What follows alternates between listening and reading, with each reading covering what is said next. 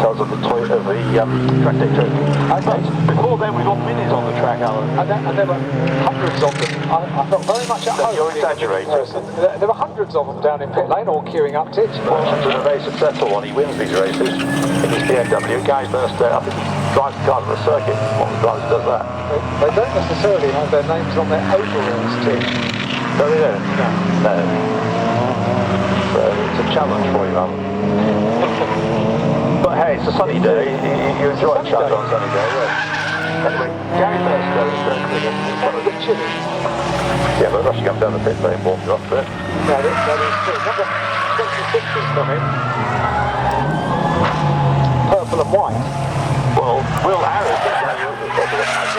you know, rally motor racing longer than you, but it's a long time. Will Harris is one of the two drivers of that car.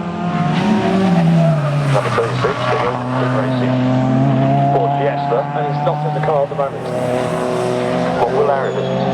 Right. Standing by the car. What vintage of Ford Fiesta is that, Alan? Running through your card index system of different models of Ford Fiesta. What my Ford Fiesta. Yes. Some knowledge. The age? Yeah. No, 2005. 2005. That's right, we've just found the answer. Yeah. All I do is, as you know, I started off teaching where time goes by. Doesn't it just? It does, yes. Gary Burstow has gone quicker, so Gary Burstow, number 106, 124. Yeah, that's lovely. Yeah. There must be a high size for guys to it. Thanks very much. We have a coat of arms. Really? Yeah. So you were once Lord Hyde of Orchestra? 3 chevrons. 3 chevrons and a Lola? 3 chevrons and a... No, 3 lozenges. 3 lozenges. Still a Richter. 160.682. Number 4. Bye-bye Motorsport. These are the compact. Paul Crosby, James Gunn Carter. 123.737.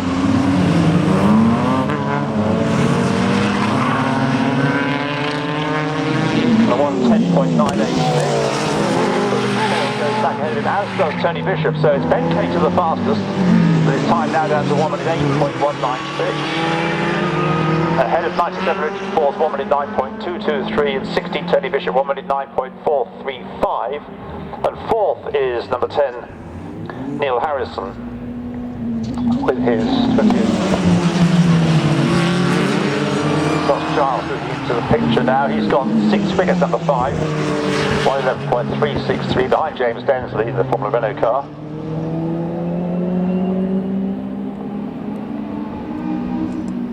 Ross Giles through.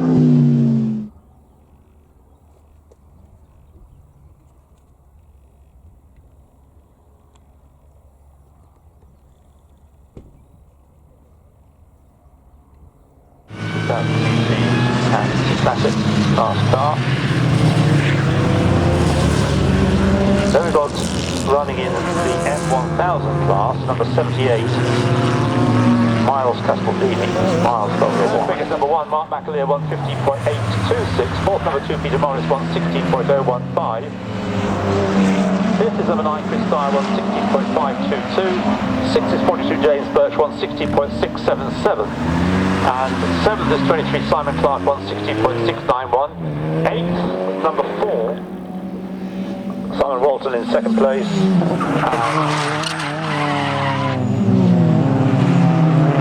In 3rd place, Stephen Pitt. Has to go any quicker to extend his lead. Next to James, is the battle class battle for the FR2000 class. For 3rd place, James Densley and Richard Chris Jones in front. It's not the one that I thought in the distance. It's number 10, which is Roger Niebuhr. It has been car captain with Coppice, and it is still the white car in the lead. As they come out of the corner, line of stern formation, lights and lace, putting the pressure on to Roger Niebuhr, and he tries to get them alongside him as they go down towards the end. Side by side, Roger Niebuhr has done the job right. He's held the inside line as they turn into this lap as the cars go into Hollywood down towards, through the Craner curves towards the old hairpin. It's still the white one from the blue one, or the lady white car in front. 139 down pit lane. Carl Catliffe still working hard to try and find a way into the lead. Past Roger Nebo. Not Roger Nebo, I'm sorry, he goes sideways, both ways, but then straightens it out. Going straight on was Carl Catliffe. Also going, well, there's some oil on the circuit, I don't know, because quite a few cars getting out of shape here. The Jaguar was out of shape as well, 167. And out of all that, over the race, so now into 4th place is Carl Catliffe. Colin Philpott starts leading down to 5th, and 6th is Paul McElwain, 7th is 191. Ollie Davis in the black and pink Toyota Starlet, and in 8th place Marcos Burnett, number 28. He also got caught out by, is now finding it. Yes, he's dropping back. He's being challenged almost by Nigel Innes. So Nigel Innes is going to try and draw level with Roger Nebo as the cars go into Redgate. It's 53.237 seconds, 15 minutes, 53.237 seconds. The gap at the flag, 3.322 seconds between Kyle Reid and Simon Walton. Number of laps, 11, and the speed, 82.07 miles an hour, 82.07 mph.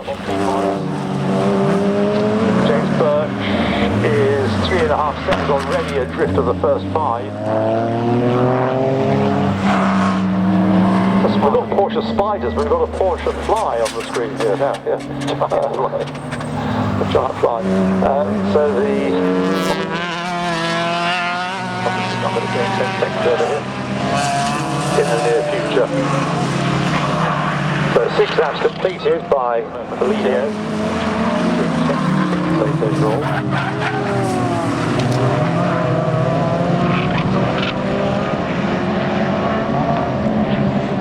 Close running on the road, not to the extent that he's going to second place, but he's pulled well clear for me on track, but 10 seconds. So the next one through and back into the lead should go. Number 4. That's dropped down a bit, actually. It's off, number 106. I'm not sure, but side by side, one in the pit lane, one on the track. Yeah. So Paul McElwain now heading into Redgate, and onto the track now goes Gary Burstow. And 69 down pit lane. Obviously this has to be in the regulated speed limit. Does he know what it is? Oh, it's the other driver, of course. It's not Freddie who did the other class leader. Down in 32nd place, number 17. That's the Hannigar, Petra Becker, Mike Rogers. 91. That's Dave Abbott and Hayden McDonald. And 118. That's already paid a penalty for something else. The class now goes to number 77 in 7th place, Jamie Ward, Ford Fiesta. And then leading Class C in 6th place is 77 Jamie Ward, ESRT 30, a state-of-the-art Formula 3 car from the mid-1980s, 1986. Years in the 1988 Reynard. The racing constructor industry is moving the course now. So apart from Janessa, spin there, caught at the chicane, number 30 Andrew Cartmel, rejoining unharmed. 55.0. Anyway, the leader's got to swap second place now, so Evans is up into second place, and dropping down to 3rd then Toby Goodman, Alex Neville.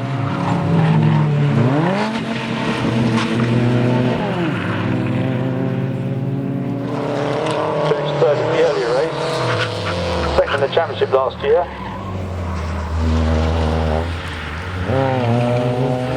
6 and 33 turns together. This time it's Tim Bill's turn. It's at the chicane now. It's still the same order. So not only does he want a podium place, he wants a win. Kevin Owen. And maybe remember was a successful Caterham racer. Probably 10 years ago now. Working way up to the online. But this BMW at a 122.302, and that puts him on the inside of the second row, so he more than found enough. pace to move up. Third quickest, he was 8th only a few minutes ago, he's now 3rd. Seattle, Van Nederveen, John Lamaster, Alex Ball, Mackenzie Walker, and 8th now, number 61, the red and white car, Warrior. 3 minutes are left. And we've got a car that's spun. Oh, it's got going again, somewhat delayed, Dean Warriner.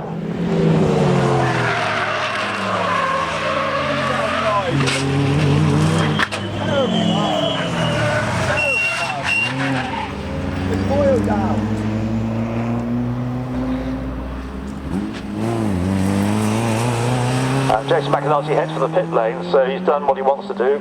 Got 3rd quickest in the process. This is the left-hand drive car. That'll catch you out, I think it's good for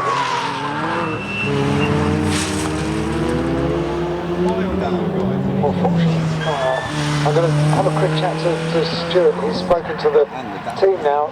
This doesn't sound good, Stuart. No, I think it's terminal. The engine let go over the back. I think it's shivering on 3 cylinders at the moment, so I don't think there's much we're going to be able to do. Oh dear. Sad to finish the session with a sad story like that. There'll be a gap at the back of the grid. Oh, great shame. Not getting any improvements on this last lap. Classic class he runs in. And then 78 is out on the track at the moment. Miles to the Y, Miles MYLES, Castellini, CAS.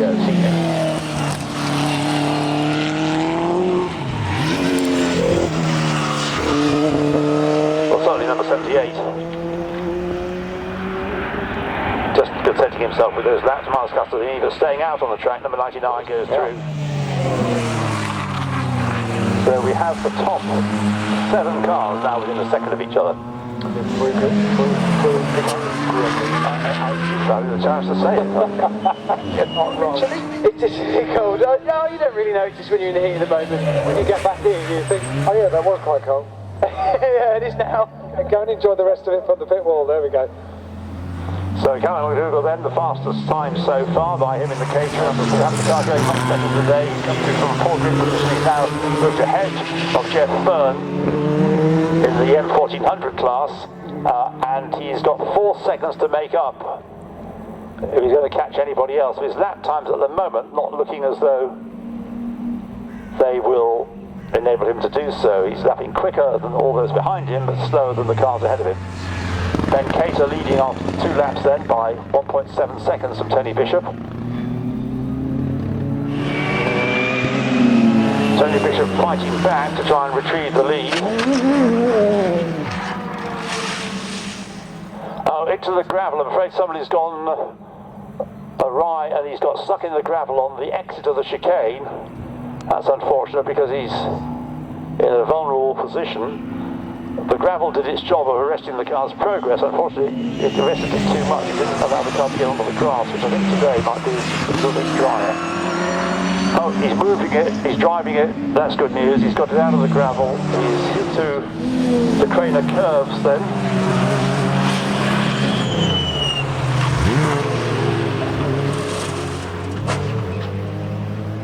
And the order stays the same, no attempt to change the order there as they turn through Starkey's. Just to confirm, no cars running in the Lotus Cup UK part of the race, therefore it's all Lotus Cities Trophy, just the one for the first time. Through goes 22, he's getting on with it now, G1, well, fit for a penny for a pound, off he goes. In second place is 45 Mark Reed. Oh, the Anson's in the gravel. I'm afraid the Anson's in the gravel at the exit of the chicane. So Peter Venn, that is, I think he is well and truly beached, or not beached so much as just stuck in the gravel. He can't rejoin. And so everybody's gone to made there by Justin Turner. Have a go at braking Sam Strong into Redgate. Puff of smoke, lock wheels. Yeah, it's still Davison ahead of Graves as they come through to complete lap 8. Well, there'll be one way as they go down towards Redgate. then what's happening? They're all fanning out across in third place. Ross Stoner is now fourth. Fifth is Rob Cooper. Sixth is Justin Turner. Seventh is Ian Shepherd. Eighth is Phil Lynch. They're heading towards the chicane for the 10th time. And first of all, we get a tail ender. Then we David Grace to complete his second lap. 1.6 seconds. I think he's probably double that on that lap. Lead over Alex Ball still second. The gap is, yes, his one is double 3.1 seconds. And this time I think, is he going to have a go on the inside line going into red gate? Yes he is. So Joe Taylor goes through and takes second place from Alex Ball, but slows the pair of them up. He's got the place, but he slowed them up, so drops a little bit further back from the leader, but at the same time. The gentleman I saw was wearing spectacles. I don't ever remember. No, it doesn't. Been wearing spectacles. Craig Denman goes to get reversed for the third race. Craig Denman comes through to complete lap 6. He's not getting away in the way that perhaps he did in the earlier race. His leading margin has been maintained at just over 3 seconds. The last few rounds he's done their job as efficiently as ever, and through goes Craig Denman, completing lap 7. I think beginning to pull away now. We're down to 2. Oh, Jason McAnulty comes slowly, but he's 3 laps down. Paul Taylor still close. That's far from resolved. Given that Alex Ball has moved back up into second place.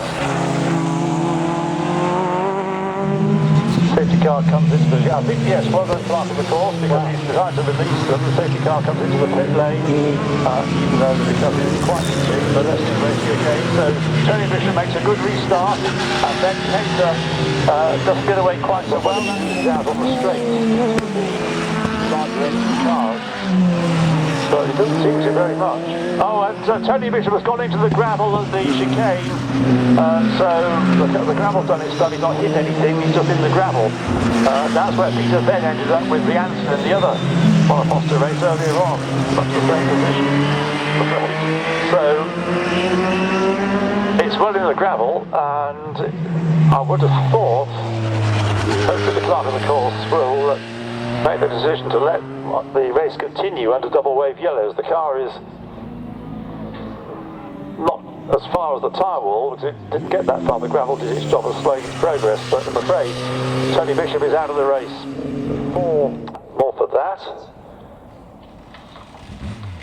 Colin Tester starts, I can tell you that. So race number 71, followed by number 36 in Evans. With Fireman's Red Portrait in sight, and then in 6th place, number 20, Jandy through the chicane,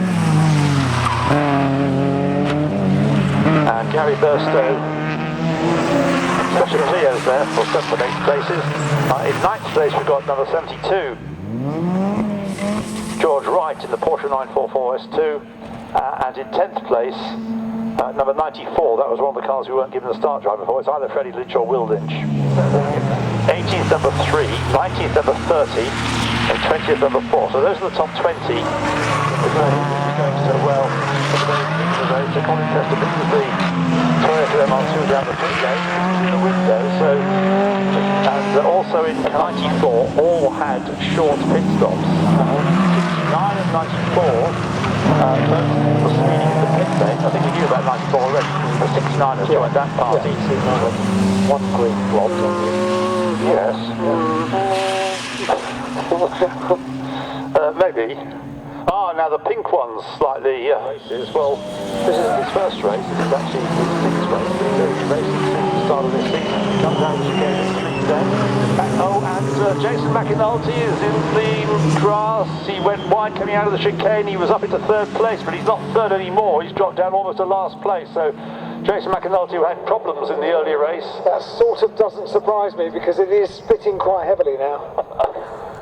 Oh yeah? It is, I promise. Oh yeah. You never believe me, do you?